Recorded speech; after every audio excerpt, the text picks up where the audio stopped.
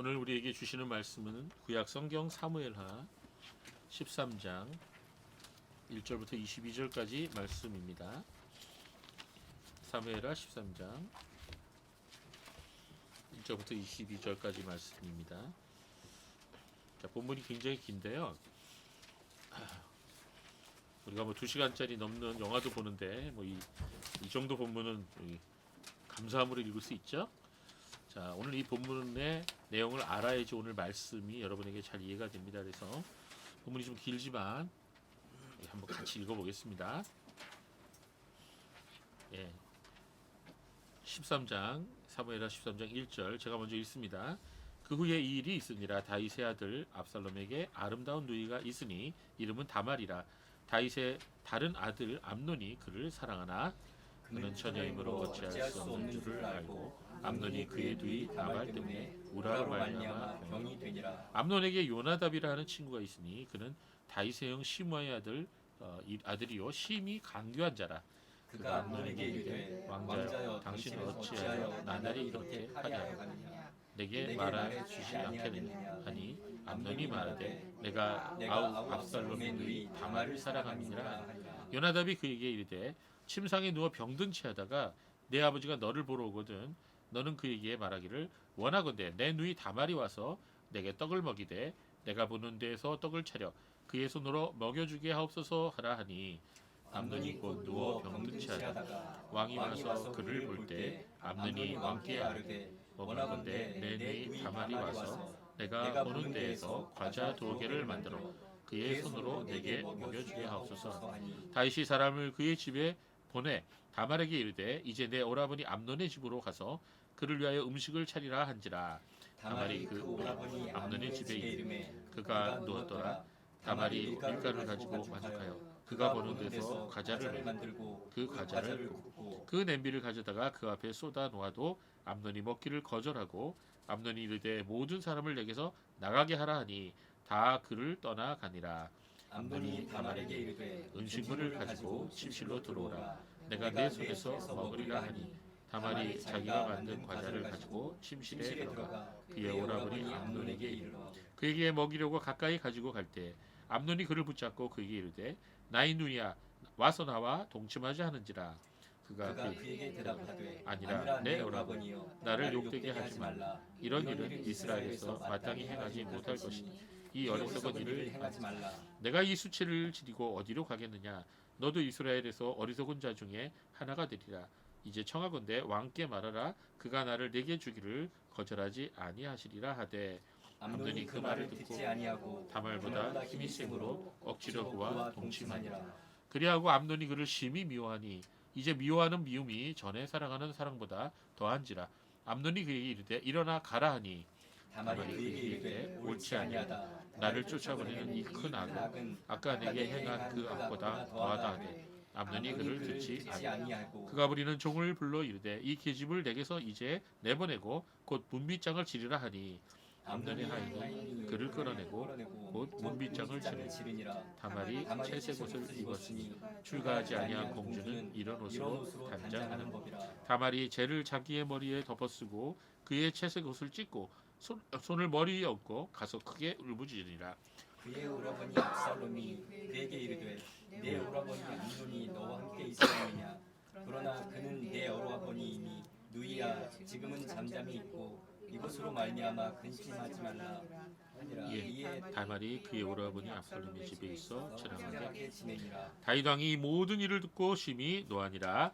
압살롬은 암논이 그의 누이 다말을 욕되게 하였으므로 그를 미워하여 암논에 대하여 잘잘못을 압살롬이 말하지 아니하니라. 아멘. 수고하셨어요. 긴 본문 읽으시느라고. 근데 일주일 동안 성경을 혹시 한 장도 안 읽으신 분이 여기 혹시 계시다면 혹시 오늘이라도 이렇게 거의 한 장을 읽으셨으니 참 잘하신 겁니다. 그렇죠? 평소에 읽으신 분들은 더 좋고요. 자, 오늘 우리가 읽은 본문은 사무엘하 몇 장이죠? 13장입니다. 그런데 요 앞에 장인 사무엘하 11장을 보면 성경에서 가장 슬픈 장면이 거기에 기록되어 있습니다. 하나님의 사람 다윗이 범죄하는 장면이 나옵니다. 그 누구보다도 하나님을 사랑했던 다윗이 범죄를 합니다. 여러분 성도가 범죄하게 되면요 그 누구보다도 하나님께서 가장 슬퍼하십니다. 예, 여러분이 범죄하면, 제가 범죄하면 하나님이 제일 슬퍼하십니다. 여러분도 아시는 바와 같이 다윗은 남의 아내를 자기 궁궐로 데려다가 동침한 죄를 지었어요. 간음한 거죠. 간통을 한 거죠. 그것도 그녀의 남편이 전쟁터에 나가서 목숨을 걸고 적군과 싸우고 있는 그런 시간이었습니다. 결국 이 우리아의 아내 바세바, 이 여인의 이름이죠. 남편의 이름은 우리아입니다. 이 우리아의 아내 바세바는 이 한 번의 만남으로 다윗 왕의 아기를 임신하게 됩니다. 그런데 여기서 문제가 더 크게 번지게 됩니다. 하나님 믿는 성도들이 범죄할 수 있을까요, 없을까요? 성도가 범죄할 수 있어요, 없어요? 있죠. 성도도 범죄할 수 있습니다. 범죄하면 안 되지만 범죄할 수 있습니다. 우리도 연약한 인간이기 때문에, 타락한 죄인이기 때문에 범죄할 수가 있습니다. 그런데 어떤 때에는 믿지 않는 사람들조차도 아니 어떻게 저럴 수 있지? 이렇게 말할 수 있을 정도의 큰 죄를 범할 때도 있어요. 물론 그래서는 안 되겠지만 그럴 수 있다는 것입니다. 자, 이미 지은 죄는 돌이킬 수가 없어요. 엎질러진 물입니다. 여러분, 엎질러진 물 다시 담을 수 있어요? 없죠. 혹시 다시 담는다 그래도 다 못 담고 이미 물은 오염돼 있습니다. 그렇습니다. 그러나 성도는 죄를 지었을 때 회개할 수는 있어요. 잠언 28장 13절에 이런 말씀이 있어요. 여러분에게 나눠드린 주보 간지가 있어요. 거기에 말씀이 있습니다. 잠언 28장 13절 같이 읽어볼까요? 시작. 자기 죄를 숨기는 자는 형통하지 못하나 죄를 자복하고 버리는 자는 불쌍히 여김을 받으리라. 자, 어떤 사람이 불쌍히 여김을 받는다 그랬습니까? 죄를 자복하고 또 버리는 자. 예, 두 가지가 다 필요해요. 죄를 자복한다는 말은 자기의 죄를 있는 그대로 숨기지 않고 변명하지 않고 나의 죄가 이렇습니다. 내가 잘못했습니다. 이렇게 정직하게 얘기하는 거예요. 그걸 죄를 자복한다 그래요. 그리고 거기서 끝나면 안 돼요. 그 죄를 버려야 돼요. 예, 그 죄에서 떠나야 됩니다. 자, 그런 사람은 하나님께서 불쌍히 여기신다고 했어요. 근데 사람들이 그러나요? 어디? 자기의 죄를 숨기기 바쁘죠. 변명하기 바쁘죠. 예, 근데 그런 사람들은 결코 형통하지 못한다 그랬어요. 예, 하나님께서 결코 그런 사람들을 잘 보시지 않습니다. 그런 사람들 의롭다 여기시지 않습니다. 심판받습니다. 자, 죄를 범한 것은 잘못한 것이지만 회개하지 않는 죄는 그보다 더 큰 죄입니다. 그보다 더 큰 문제를 만들어내는 것입니다. 죄라는 것은요, 그냥 놔두거나 그것을 덮어버리면요, 더 큰 죄로 발전합니다.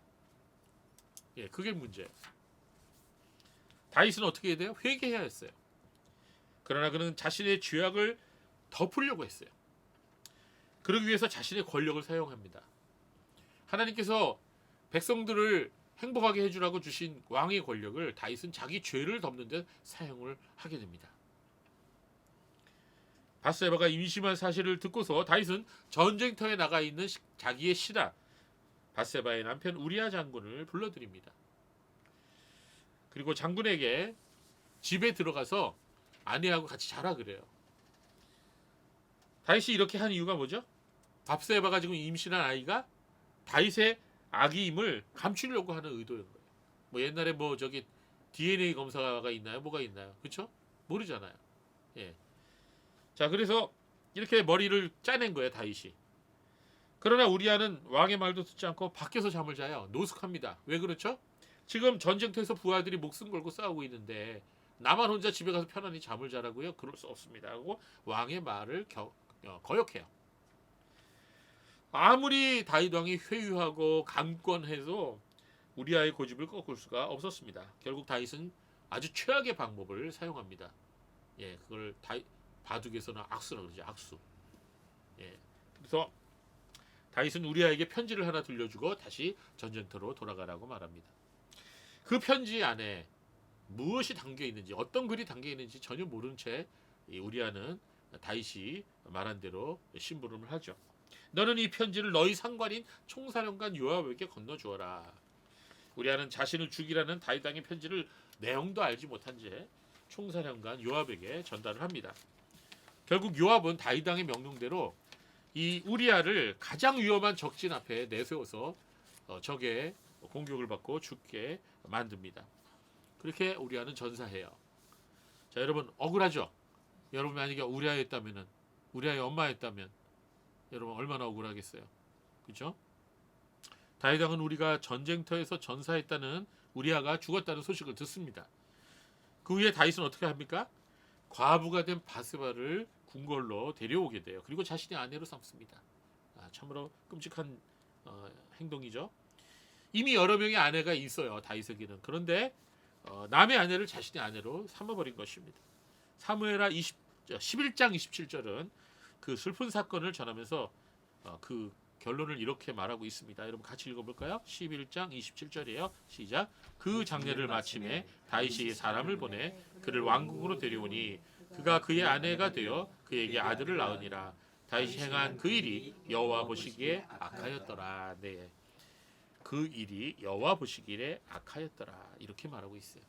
성도 여러분, 우리가 살아가면서 하는 모든 일들, 그리고 우리가 하는 모든 말들, 그리고 우리가 마음속으로 생각하는 모든 생각들, 이거 다 하나님 다 아세요. 하나님 모르시는 게 하나도 없습니다. 사람들은 모를지 몰라도 하나님 다 아십니다. 그런데 어떤 생각과 어떤 말들, 어떤 행동들은 하나님께서 보시기에 악한 것들이 있어요. 우리가 회개할 게 바로 이거예요. 하나님께서 보시기에 악한 것들, 악한 생각들, 악한 말들, 악한 행동들, 이거 회개해야 됩니다. 그리고 될 수 있는 이런 악한 죄들을 범하지 않으려고 애를 써야 돼요. 노력해야 돼요. 그런데 어디 우리의 힘과 노력으로 되나요? 그렇게 될 수 없어요. 우리는 자꾸 죄를 범합니다. 그래서 우리는 하나님의 은혜를 구해야 돼요. 하나님의 은혜가 없다면 우리는 넘어지고 말고 죄를 지을 수밖에 없는 것입니다. 만약 우리가 하나님께서 보시기에 이러한 악한 죄들을 회개하지 않으면 어떻게 될까요? 계속해서 그런 죄를 범하게 될 때 어떤 일이 벌어질까요? 그것은 바로 하나님의 무서운 징계를 받게 된다는 것입니다. 하나님께서 성도들을 범죄한다고 아주 버리시지는 않아요. 그렇다고 또 그냥 내버려 두시지는 않습니다.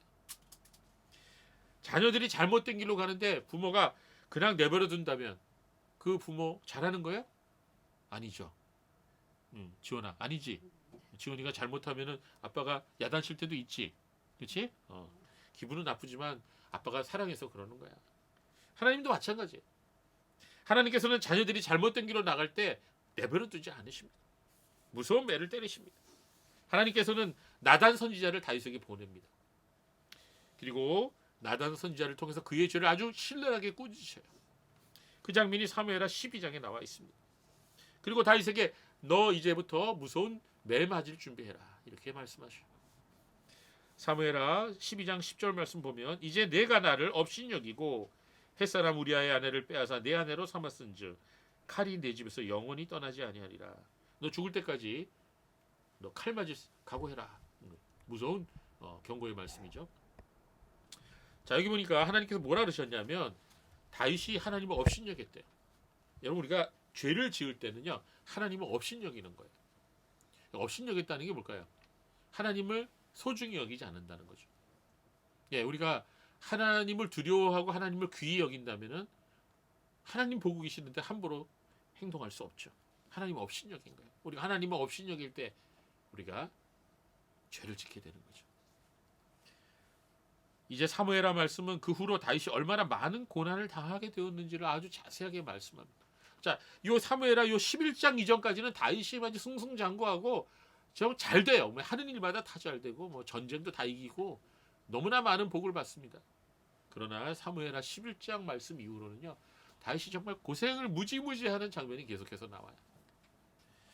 자, 어떤 징계를 받죠? 먼저 다윗이 바세바와 간음을 해서 낳은 아기가 있죠. 그 아기가 병들어 죽습니다.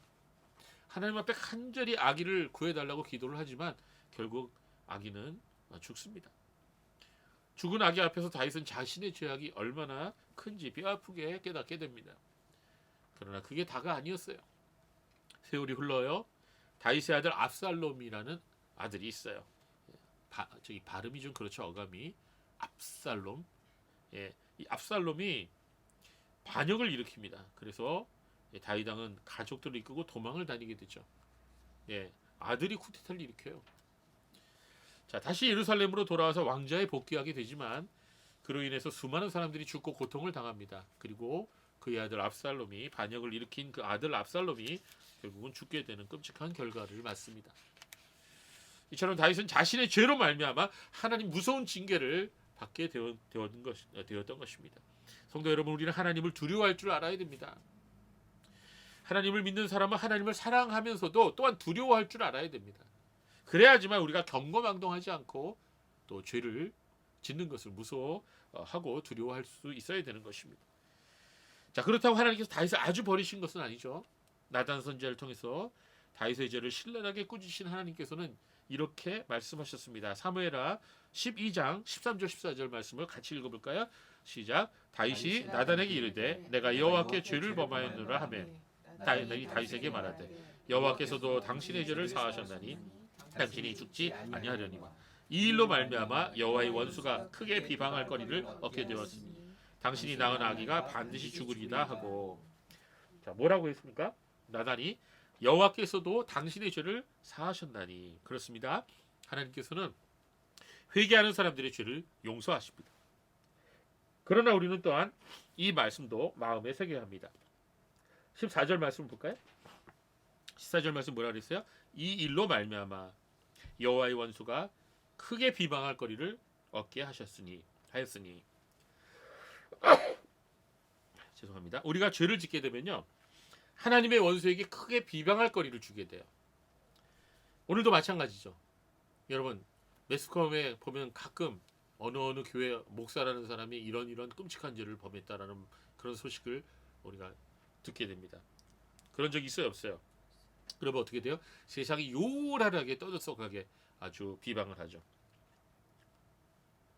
하나님을 믿는 사람이 죄를 짓게 되면요, 하나님의 영광이 가리워지고 교회가 손가락질을 받게 되고, 그리고 복음의 문이 닫히게 돼요. 이 예수 믿으세요, 교회 우리 갑시다 하면은 아유, 엊그제 보니까 어떤 목사라는 작자가 그런 죄를 범했다던데 아유, 난 교회 안 가요, 뭐 이렇게 되는 거예요. 이 복음의 문이 닫히게 되는 것입니다.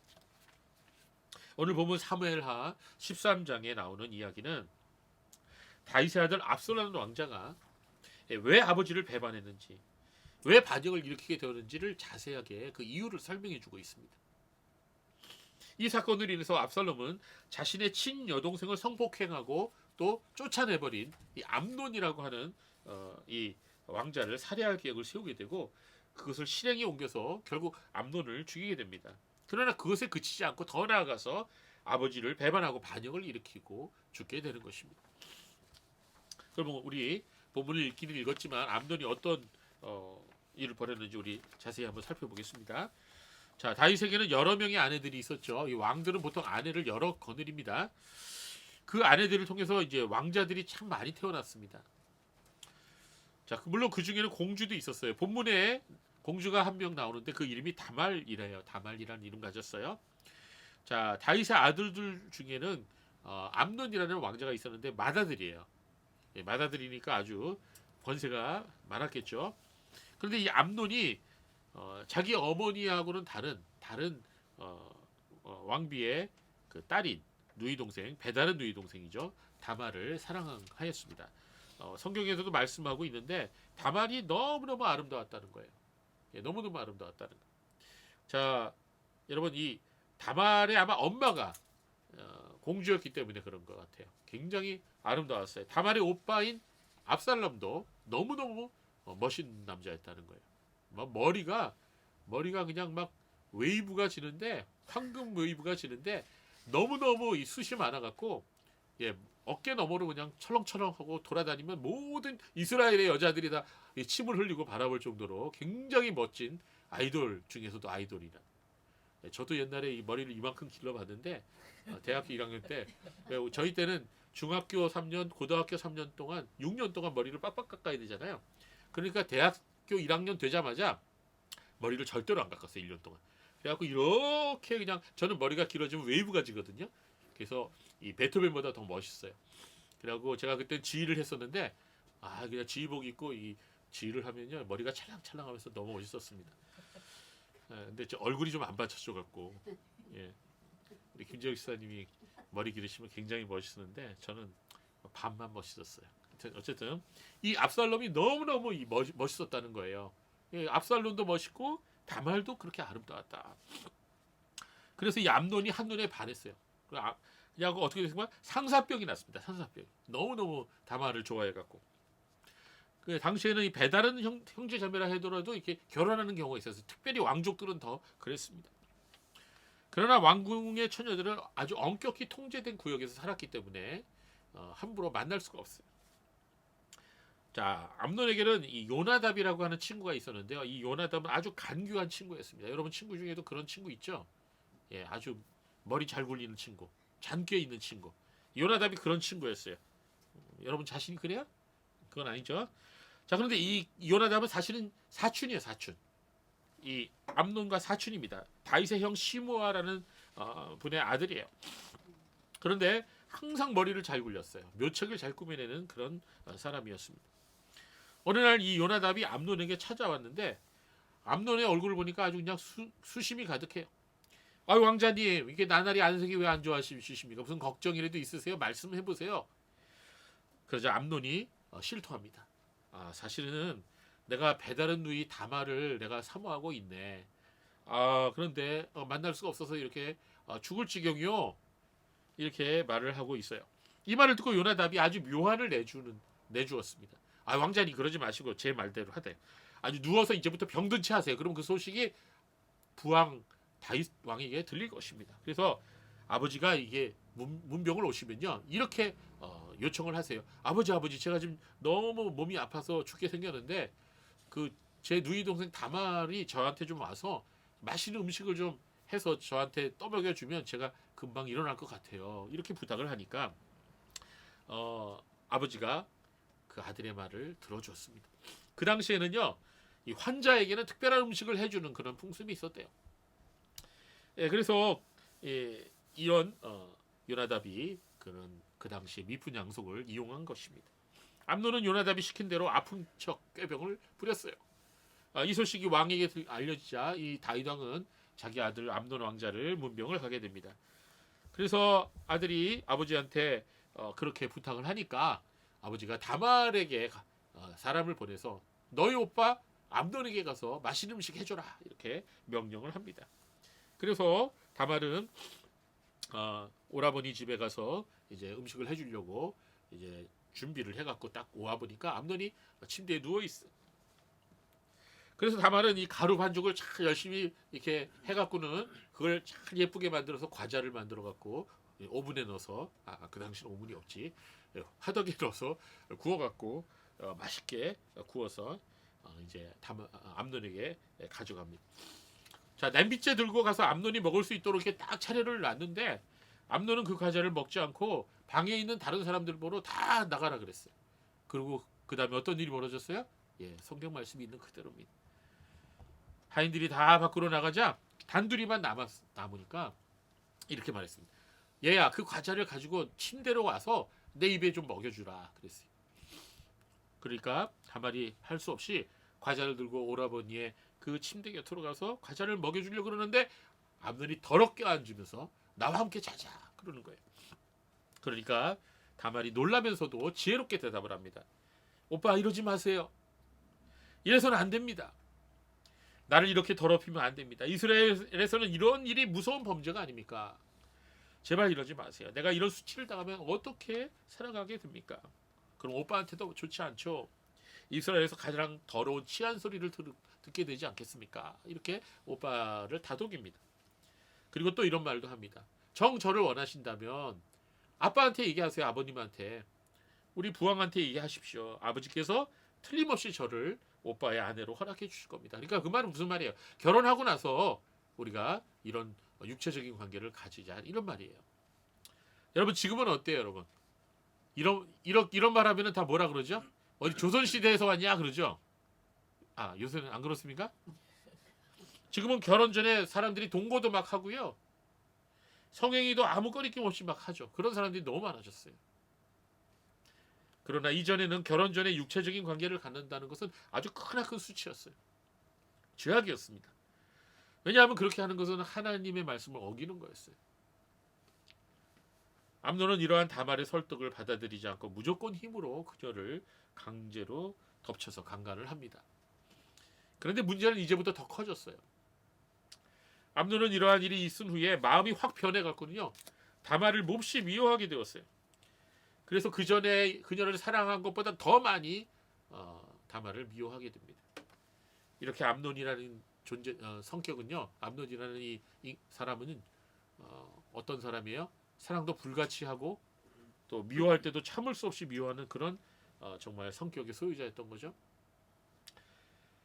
그래갖고 이렇게 소리를 지릅니다. 어서 이 방에서 빨리 나가라. 그러니까 다말이 울면서 이렇게 항의합니다. 이게 말이 됩니까? 어찌 나를 짐승처럼 쫓아냅니까? 이제 와서 나를 이렇게 무조건 쫓아내는 것은 방금 이전에 나에게 행한 그 죄보다 더 큰 죄입니다. 이렇게 말합니다. 그러나 암논의 귀에는 더 이상 이러한 소리가 들려오지 않습니다. 오히려 하인들을 불러서 이 계집을 빨리 쫓아내고 방문을 잠가라 그랬어요. 하인들이 암논을 쫓아냅니다. 여러분 그 당시에 율법에 한 남자가 어떤 처녀를 범하게 되면은요, 그 처녀를 데리고 살아야 돼요. 평생 아내로 맞아야 됩니다. 그러나 암논은 어떻게 했어요? 다말에게 책임을 지지 않았어요. 그 다말을 미워했습니다. 여러분 지금도 이런 일이 일어나요? 안 일어나요? 일어납니까? 안 일어납니까? 안 일어나요? 이런 일이 너무 많이 일어났죠. 사랑한다고 해놓고 좋아한다고 하고서는 자신의 욕망을 채운 후에는 마음이 바뀌어갖고 대하는 태도가 확 달라지는 사람들이 있어요. 조심해야 돼요. 심지어는 그렇게 해놓고 아기가 생기면 왜 조심하지 않았냐고 막 소리를 지릅니다. 더 나아가서는 더 악한 사람은요, 그 애가 내 애긴지 증명해보라고. 또 맨날 남자들이 바뀌잖아 막 이러면서 내놓으라고, 증거를 내놓으라고 하면서 버려두고 도망가는 경우도 많이 있다는 거예요. 여러분 이건 결코 사랑이 아닙니다. 여러분 이런 일이 벌어졌을 때 항상 상처를 많이 받는 거는 남자 쪽보다 여자 쪽이 더 많아요. 이게 조심해야 돼요. 그래서 사랑한다, 좋아한다, 너 없이는 못 산다 이렇게 말하는 사람도 조심해야 돼요. 저도 그랬던 것 같아요. 뭐 남자들이 다 그렇죠. 뭐 그런 말 하죠. 그러나 그런 말을 고지고대로 다 믿어서는 안 된다는 거예요. 그래서 결혼을 하고 나서 서로 육체를 허락하라는 성경 말씀이 그게 이유가 있는 거예요. 왜? 인간이 타락한 존재이기 때문에. 인간의 본성은 악한 거예요. 여러분 사랑이란 뭡니까? 기다려주는 거죠. 사랑은 남을 배려해주는, 상대를 배려해주는 겁니다. 암논은 결코 다말을 사랑한 게 아니었어요. 암논이 사랑한 것은 자신의 욕망뿐이었습니다. 그 욕망이 채워지자 다말을 헌신짝 버리듯 내다 버린 거예요. 또한 사랑은 책임을 지는 거예요. 책임을 지지 못하는 행동은 아무리 로맨스라고 해도 그건 가짜 사랑입니다. 우리가 실수할 수 있죠? 실수해서는 안 되지만 실수할 수 있어요.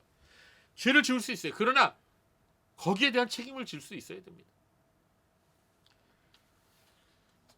이때 다말은 긴 소매에 색동으로 술을 놓고 있는 아름다운 채색 옷을 입고 다녔습니다.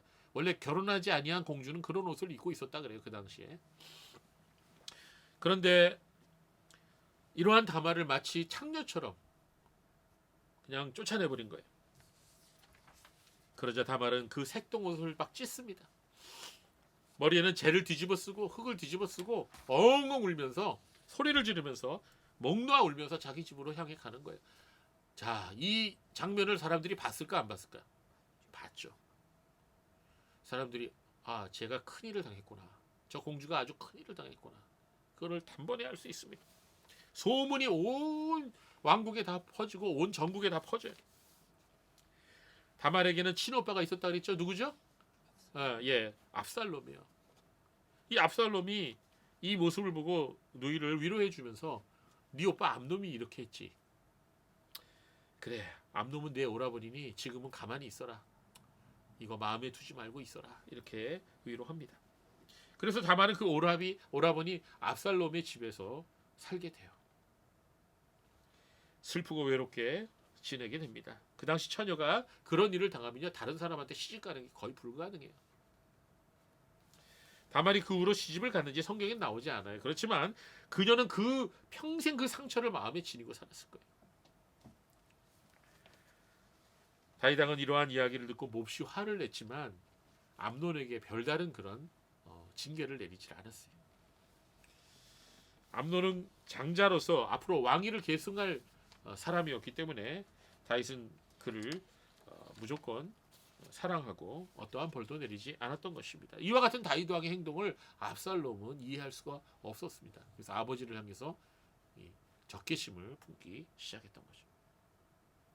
압살롬은 암놈이 다말의 몸을 더럽혔기 때문에 그를 아주 미워했습니다. 그래서 말을 섞지 않았어요. 그때부터 오랫동안. 자, 그런 일이 있은 지 2년이 지났습니다. 다말의 친오빠 압살롬이 에브라임 성읍 근처에서 자신이 키우는 양들을 이제 털을 깎는 그런 날이 오게 되었습니다. 그 장소는 바알 하솔이라고 성경에 나와 있네요. 예루살렘 북쪽에서 7km 이상 떨어진 곳에 있었습니다. 거기서 압살롬의 땅이 있었던 것입니다.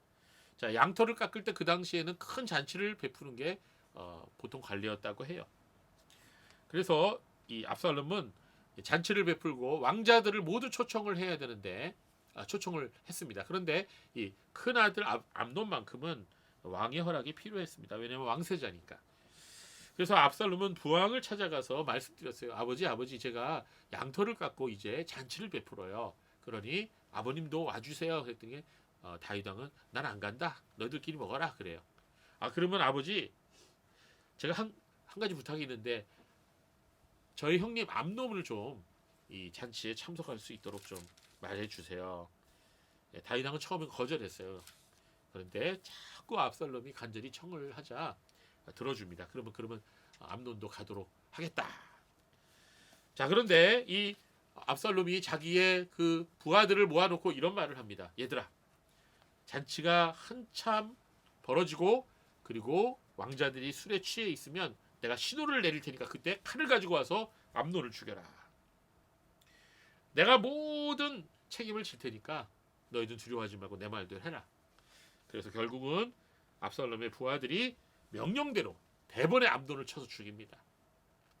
자, 일이 벌어지자 다른 왕자들은 놀라갖고 거름한 날 살려라 하면서 전부 다 자기의 노새를 타고 전부 달아나 버렸어요. 그 후 압살롬은 이런 일이 벌어지고 나서 그술이라고 하는 외국으로 도망갑니다. 그술이라고 하는 나라는요, 그 당시 갈릴리 호수 북동쪽에 위치하는 아주 작은 나라였어요. 사무엘하 3장 3절에 보면 다윗 왕은 구술 왕 달메의 딸 마아가 공주와 결혼을 합니다. 그래서 그들 다윗과 그 마아가 공주 사이에 낳은 아들과 딸이 바로 압살롬과 다말이었던 거예요. 예. 그래서 이제 한마디로 압살롬은 자신의 친동생 다말을 강간하고 내어 쫓은 형제 암논을 죽인 후에 외할아버지 그술 왕에게 피신했던 것입니다. 자, 세월이 흘렀어요. 3년이 지나도록 아무 소식이 없자 다윗 왕은 너무나 이 압살롬이 보고 싶어집니다. 그거를 눈치챈 요압 장군이 이제 중재에 나서 갖고는 결국 압살롬을 예루살렘으로 데려오게 돼요. 그러나 그 후에 압살롬은요, 반역을 일으켜서 쿠데타를 일으켜서 아버지를 죽이려고 합니다. 그래서 다윗 왕과 다른 왕자들과 모든 부인들이 압살롬을 피해서 피난을 가게 되죠.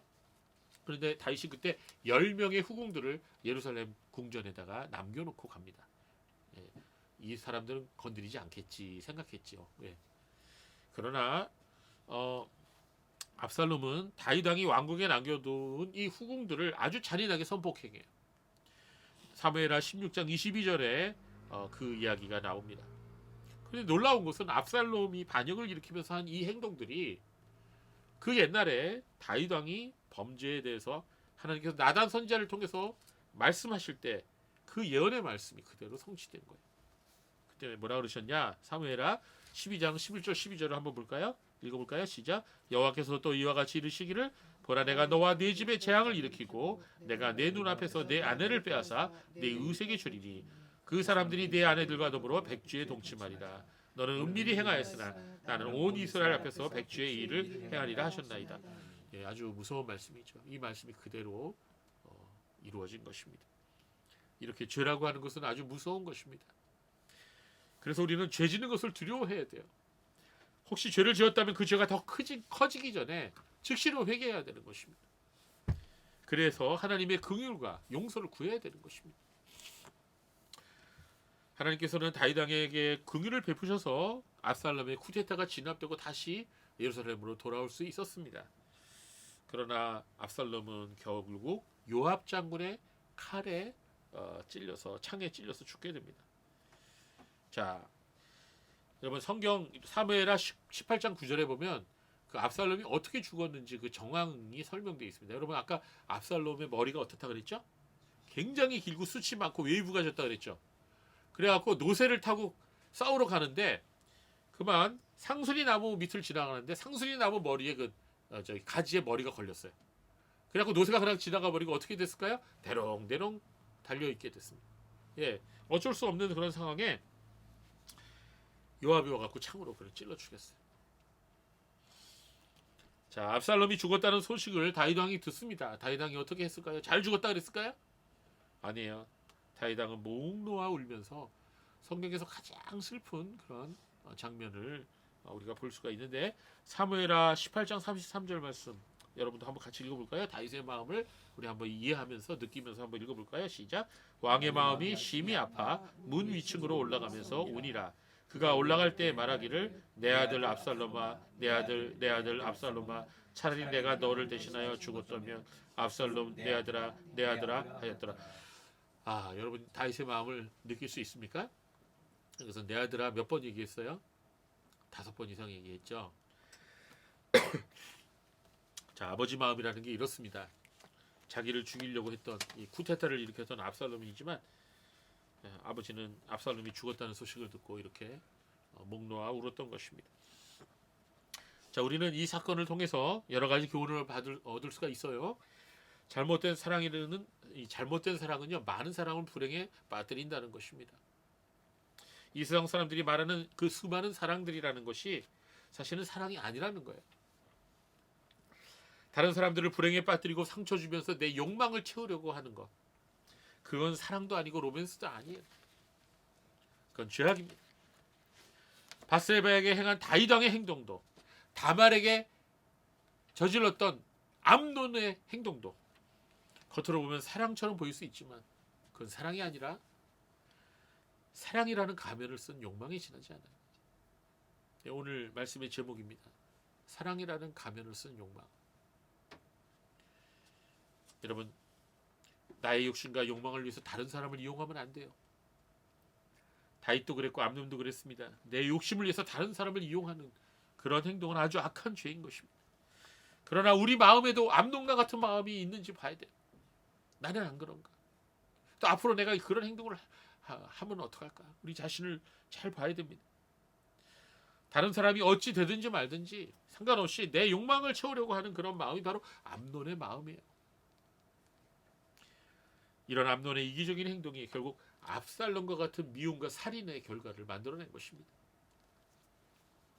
사람이 다른 사람을 내 욕심과 욕망을 위해서 이용하려고 들면요, 그는 반드시 거기에 대한 심판을 받게 되는 것입니다. 사람을 일회용 반창고나 밴드처럼 생각하면 안 돼요. 그건 하나님 기뻐하시는 마음이 아닙니다. 자, 그런데 왜 이런 일들이 이 세상에서는 이렇게 많이 벌어지고 있는 걸까요? 지금도 그런 행동 하는 사람들이 여기저기 있어요. 아마 지금도 그러고 있을 거예요. 왜 이런 일이 벌어져요? 그것은 세상의 중심이 내 자신이라고 착각하는 데서 생겨나는 행동이에요. 많은 사람들이 자기가 세상의 중심인 줄 알고 살아요. 그러다 보면 어떻게 돼요? 이기적으로 될 수밖에 없는 거예요.